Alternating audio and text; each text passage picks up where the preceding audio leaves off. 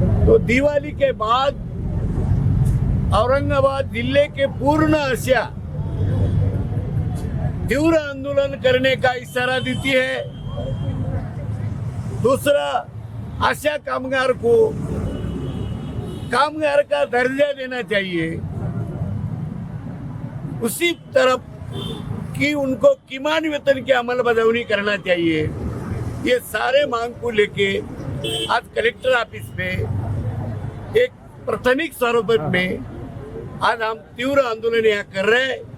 आँखों की निगहदाश्त, अमराज चश्म के मुख्तलिफ आर्ज़ों की तशख़ीस व इलाज और मोतियाबिंद जैसे कई ऑपरेशनों के लिए हमारी हुकूमत ने कौमी सतह पर एक पुरअसर प्रोग्राम चला रखा है। शहर में कायम सरकारी अस्पताल बराए अमराज चश्म, जहां रोज़ाना आँखों के अमराज की तशख़ीस व ऑपरेशन का बेहतरीन नज़्म है। कोरोना वबाई हालात से कबल यहाँ रोज़ाना 50 ऑपरेशन हुआ करते थे। दरमियान में आई कमी के बाद अब दोबारा यहाँ पूरी मुस्तैदी से खदमात की फराहमी का आगाज़ हो चुका है। की वजह से थोड़ा सा प्रॉब्लम था। अभी कोरोना के टेस्ट हम लोग करते, उस वजह से थोड़ा लोग डर रहे थे पहले, इसलिए इमरजेंसी हमने पहले चालू किया। जिसका मोतियाबिंद पक गया या फूटने आ गया, उनका ऑपरेशन हमने चालू कर दिया।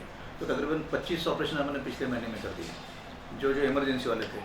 अभी बढ़ रहे हैं, अभी लोग 5-7 लोग 8-8 लोग आ रहे हैं। अभी पहले 2-4 ही आ रहे थे, अभी ज़्यादा लोग आ रहे हैं। तो रिश्तेदार भी उनके साथ में जाते हैं, उनकी भी टेस्ट हो जा रही है यहाँ पे। अब थोड़ा धीरे धीरे डर कम हो रहा है इसके अंदर का, तो लोग तैयार हो रहे हैं। अभी इमरजेंसी वाले तो खुद आ रहे हैं, लेकिन बाकी वाले भी अभी आना चालू हो गया अभी। तो वैसे तो सब तरफ का काम ही बंद था, क्योंकि रिस्की काम हो जा रहा था उसमें। लेकिन क्या हो गया, जिनके मोतियाबिंद पके हुए, अब वो पक्के फूटने का प्रॉब्लम चालू नहीं होना, इसलिए ये सब चालू कर दिया कि कम से कम इमरजेंसी सर्विसेज देना चाहिए। तो वो तो चालू हो गया पिछले महीने से अपने पास में। अब धीरे धीरे रूटीन वाले भी आना चालू हो रहे हैं। पब्लिक के लिए आह्वान ये है कि डरना नहीं इसमें, लेकिन केयर लेनी है। अपने कोरोना के लिए जो मास्क पहनना है वो तो पूरा करना है, डिस्टेंसिंग रखना है। और किसको दिखने में दिक्कत है, जितने सरकारी दवाखाने हैं हमारे पेरीफेरी के, वहाँ पे अपना आंखों को चेकअप कर लेना है। और जब डॉक्टर बोलेंगे हमारे वहाँ के कि चलो दिखा लो, जल्दी से जाके ऑपरेशन करो, तो आ जाना चाहिए। कोरोना के टेस्ट करने में कोई दिक्कत नहीं है, टेस्ट करके ऑपरेशन कर लेना चाहिए। हाँ, ऑपरेशन अपने पास पूरे हो जाते इस केस में। अपने पास यहाँ पेशेंट आने के बाद में यहाँ नज़दीकी क्लिनिक है, वहाँ पर पूरे टेस्ट किए जाते कोरोना के। उसके रिश्तेदार के भी किए जाते, जो आ रहे साथ में, उनको साथ में लेके आ रहे हैं। और उसके बाद में उनको एडमिट करके उनके पूरे टेस्ट करके हम लोग ऑपरेशन कर रहे हैं। ये जो महाराष्ट्र में मोतियाबिंदु के ऑपरेशन शुरू हो गए, इसकी एक ही वजह है कि हमारे शासकीय नेत्र चिकित्सा अधिकारी संगठन की वजह से ये शुरू हो गई। शासकीय नेत्र चिकित्सा अधिकारी संगठन ने टोपे साहब जो है अपने महाराष्ट्र के आरोग्य मंत्री, उनको एक निवेदन दिया था कि भाई ये कोविड के नाम पे महाराष्ट्र में कैटरैक्ट बंद हो गए, जो कि गरीब लोगों को 5 रुपये में सरकारी अस्पताल में ऑपरेशन होने के, वो ऑपरेशन बंद हो चुके हैं। तो हमने ये डिमांड टोपे साहब के सामने रखी। टोपे साहब ने वो डिमांड तुरंत एक्सेप्ट करी।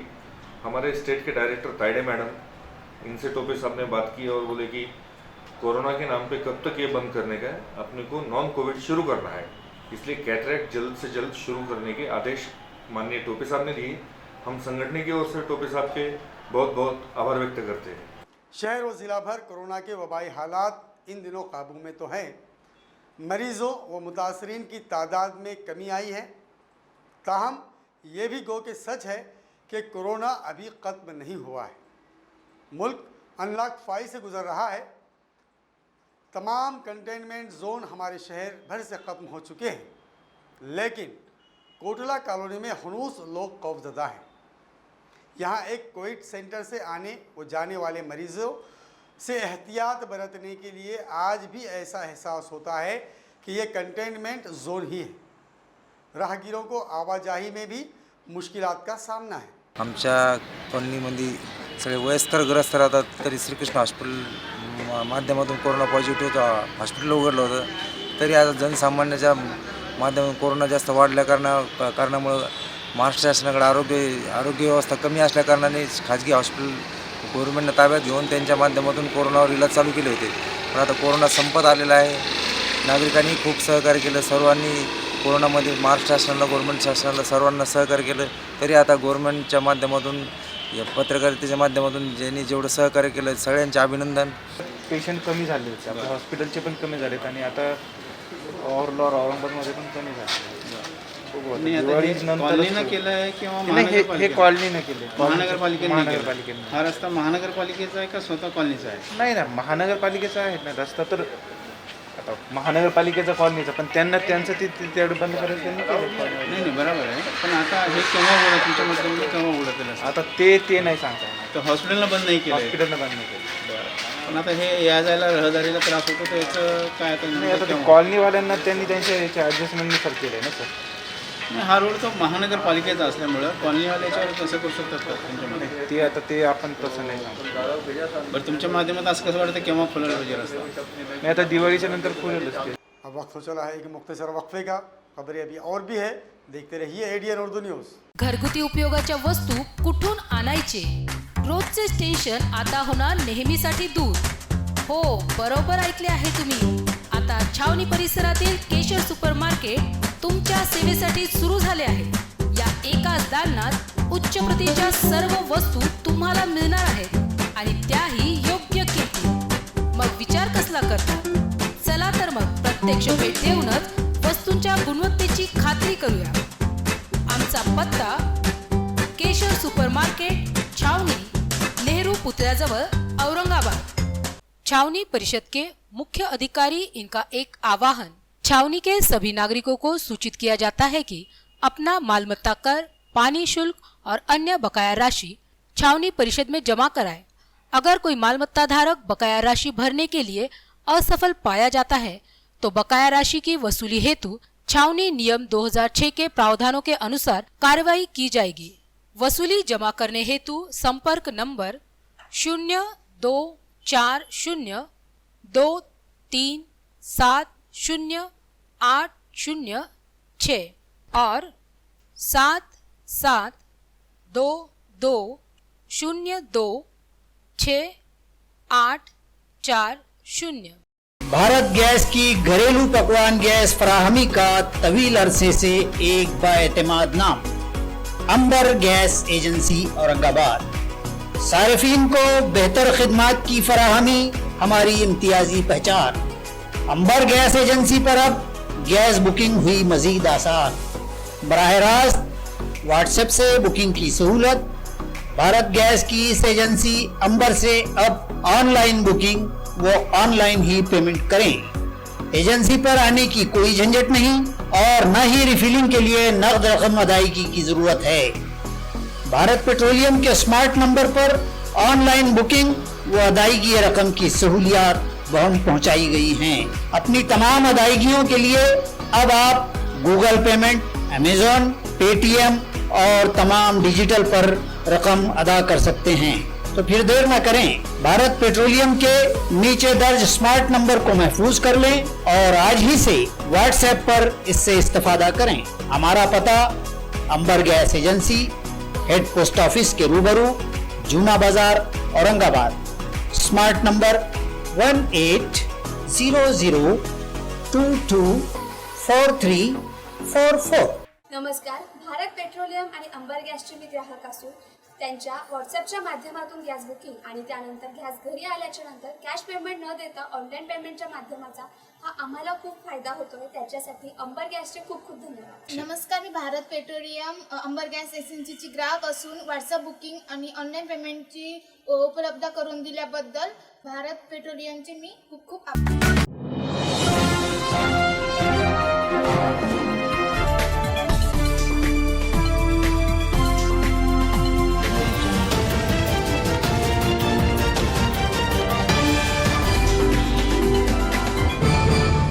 नाजरीन, वक्फे के बाद आप सभी का दोबारा खैर मकदम है.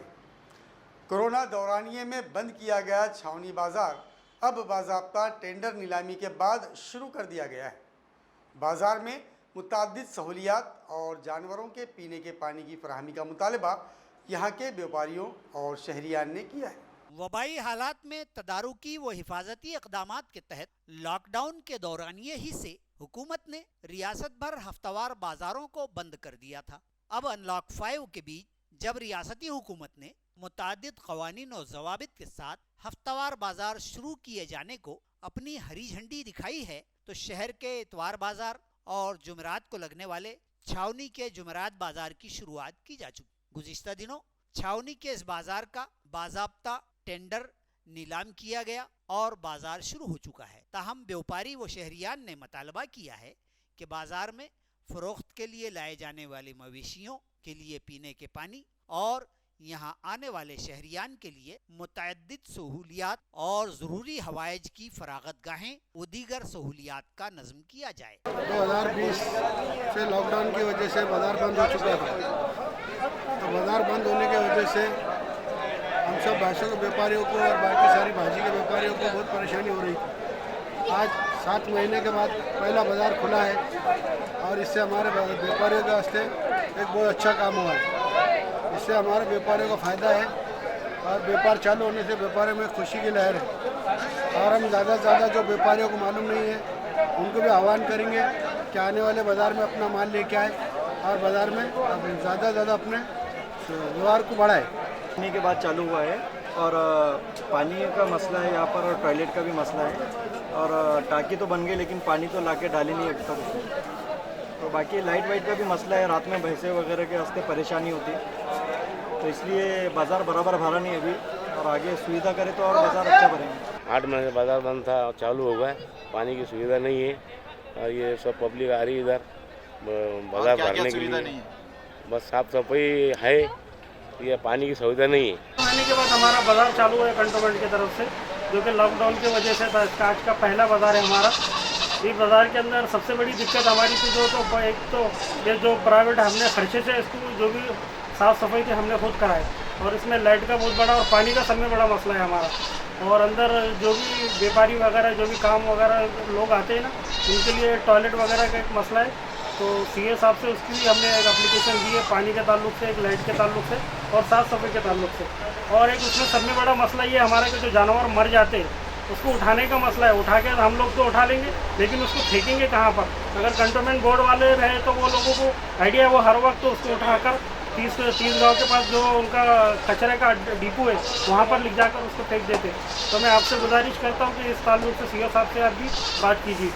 क्रांति चौक इलाके के साकिनान व आतराफ के व्यापारी इन दिनों यहाँ आए दिन मुंजमद होने और रास्ते पर बहने वाले ड्रेनेज की गंदगियों व ताफुन से परेशान हैं। बार बार चौक होने वाले चैम्बरों का मुस्तकिल हल निकाले जाने का मुतालबा भी साकिनान व व्यापारियों ने बल्दिया उज़्मा इंतज़ामिया से किया है। भी ये 2-4 दिन आड़ में एक मरतबा जो है पानी बहना चालू हो गया, तो ये सब पूरा पानी यानी जमा हो जाता है यहाँ पर। इसकी बहुत ज़्यादा तकलीफ़ है। दुकान के सामने पूरा पानी जमा हो जाता है। इससे हमारे गाड़ी वालों को भी तकलीफ़ होती है और हमारे दुकान में आने वाले कस्टमर के लिए भी बहुत सारी तकलीफ़ है। इसका मसले का हल जो है निकलना चाहिए सर। बस ये मैं आपसे विनती करता हूँ, गुजारिश करता हूँ। नगर पालिका के लोग भी जो तो आते चेंज करते, थोड़ा सा काम करे अपना, उधर दूसरी तरफ खोलते इधर फिर उबल जाता है। सर इसका कुछ ना कुछ हल निकलना चाहिए। या क्रांती चौक ते पैठण गेट मार्गामध्ये हे पाणी किमान 2-3 दिवसाला वाहत आहे। त्यामुळे माझा छोटासा व्यवसाय इथे, या व्यवसायामध्ये मला इतकी त्रास होतोय। तर आता हे बघा तुम्ही, इथं माझ्या बाजूलाच किती मोठं पाणी ड्रेनचं थांबलेलं आहे। आता मी व्यवसाय कसा करावा? त्यांना हेच म्हणायचं आहे का याचा काहीतरी तोडगा काढावा आणि माझ्यासारख्या साधारण व्यापाऱ्याला व्यवसाय करायची। बल्दिया उज़्मा, बिजली कंपनी या दिगर किसी शोबे के जानिब से शहर में मुतअद्दिद मकामात पर बड़े छोटे गड्ढे कर दिए जाते हैं, जो शहरियान व राहगीरों के लिए कई दुश्वारियों का सबब बनते हैं या हादसात को दावत देते हैं। जामा मस्जिद के सामने से आरिफ कॉलोनी जा रही सड़क के किनारे बने एक गड्ढे के करीब बेकाबू होकर एक रिक्शा गड्ढे में जा गिरा। इलाके के साकिनान ने बल्दिया इंतज़ामिया से इस गड्ढे को बंद करने की दरख्वास्त की है। 11 बजे ये रिक्शा जो है तो ऊपर से डायरेक्ट आके खड्डे में गिर गया।